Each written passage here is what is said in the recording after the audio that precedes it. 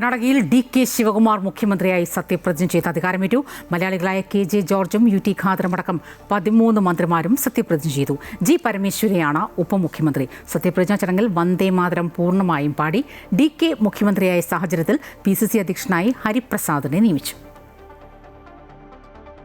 കർണാടകയുടെ 25ാമത് മുഖ്യമന്ത്രിയാണ് വോക്കലിംഗ വിഭാഗത്തിൽ നിന്നുള്ള ഡി.കെ. ശിവകുമാർ.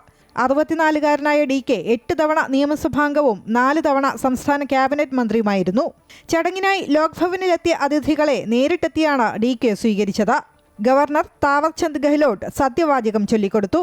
ഭരണഘടനയുടെ ചെറുപതിപ്പ് കയ്യിലേന്തിയായിരുന്നു ഡി.കെയുടെ സത്യപ്രതിജ്ഞ. ನಾನು ಡಿ.ಕೆ. ಶಿವಕುಮಾರ್ ಎಂಬ ಹೆಸರಿನಾದ ನಾನು ಕಾನೂನು ಮೂಲಕ ಸ್ಥಾಪಿತವಾದ ಭಾರತದ ಸಂವಿಧಾನ ವಿಷಯದಲ್ಲಿ സിദ്ധരാമയ്യ മന്ത്രിസഭയിൽ ആഭ്യന്തരമന്ത്രിയായിരുന്നു ഉപമുഖ്യമന്ത്രിയായി സത്യപ്രതിജ്ഞ ചെയ്ത ജി. പരമേശ്വര. അംബേദ്കറുടെ പേരിലാണ് അദ്ദേഹം സത്യപ്രതിജ്ഞ ചെയ്തത്. സ്ഥാനമൊഴിഞ്ഞ മുഖ്യമന്ത്രി സിദ്ധരാമയ്യയുടെ മകൻ യതീന്ദ്ര സിദ്ധരാമയ്യയും മറ്റൊരു വിശ്വസ്തനായ സതീഷ് ജാർക്കിഹോളിയും ഇന്ന് ചുമതലയേറ്റു. മല്ലികാർജ്ജുൻ ഖാർഗെയുടെ മകൻ പ്രിയങ്ക് ഖാർഗെയും സത്യപ്രതിജ്ഞ ചെയ്തവരുടെ പട്ടികയിലുണ്ട്. സിദ്ധരാമയ്യ സർക്കാരിന്റെ കാലത്ത് നിയമസഭാ സ്പീക്കറായിരുന്നു യു.ടി. ഖാദർ. കാസർഗോഡ് ജില്ലയിലെ ഉള്ളാൾ സ്വദേശിയാണ്. മംഗളൂരു നിയമസഭാ മണ്ഡലത്തിൽ നിന്ന് 4ാം തവണയാണ് അദ്ദേഹം തെരഞ്ഞെടുക്കപ്പെട്ടത്.